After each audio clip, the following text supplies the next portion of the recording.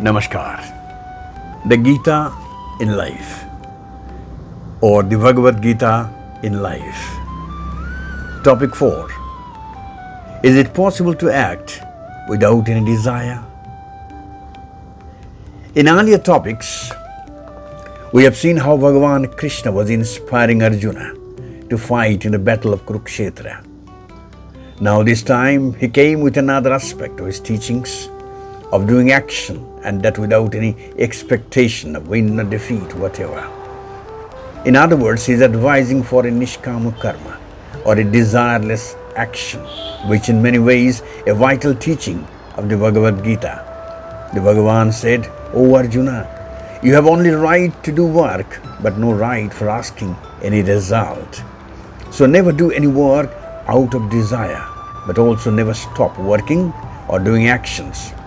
Karmanyavadhikaraste ma phaleshu kadachana ma karma phala hetur bhumate shangostva karmani." But from the common parlance, the very prescription is a contradiction, because commonly one never does any work without any desire.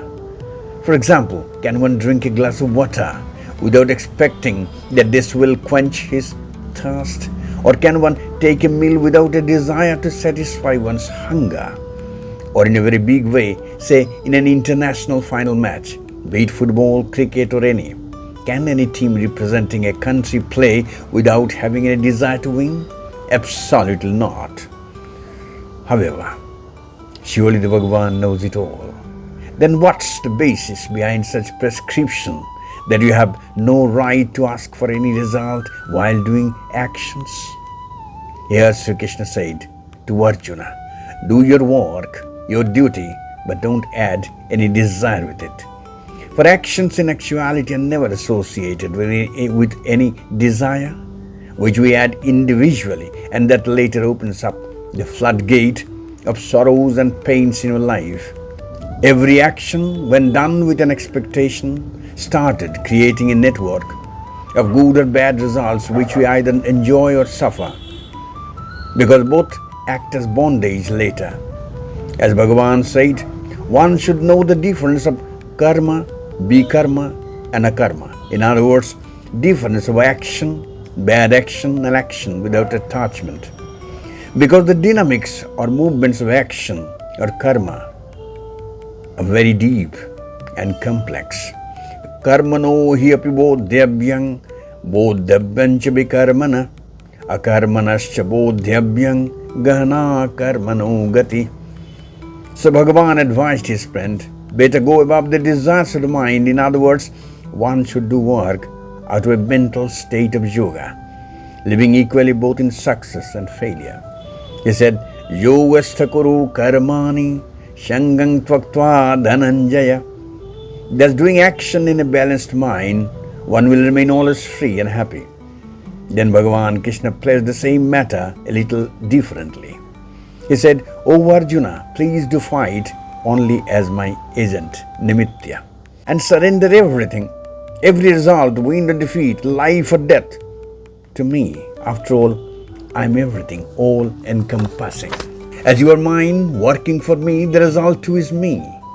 And you are just an instrument, Nimitya, of my greater plan. I live in every soul. I am the primal, the middle, and the end of everything. Aham atma gurakesha sharva bhuta shayasthita aham adishcha madhyancha bhutanam anta evacha.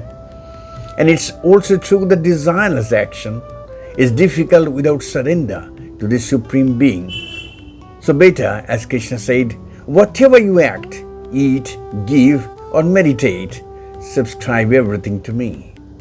Jat karoshi jadashnashi, jat jihoshi dadashi yat, jat tapashvashi konteya, tat kurushamadarpanam. Though it seems as if it's a jump from karma to bhakti, or from action to devotion, nevertheless, that's the real message of the Bhagavad Gita. Actually, karma and bhakti, or action and devotion, are very close. Without bhakti, karma yoga or nishkama karma is very difficult to perform. Because after all, one needs to surrender one's desires to someone great, someone perfect. This teaching could well be beneficial for us too. After all, Sri Krishna wanted that we human beings should live on His name, surrender everything good or bad to Him, and remain ever mentally free from pain and pressures of life and be happy. In other words, this is a way of transferring our psychological burden to the Supreme Being to remain always free and fine. Surrender your desires to live in peace. That's the key message of Bhagavan Krishna here in the Bhagavad Gita. Now, choice is ours. So, thank you very much. Hare Krishna.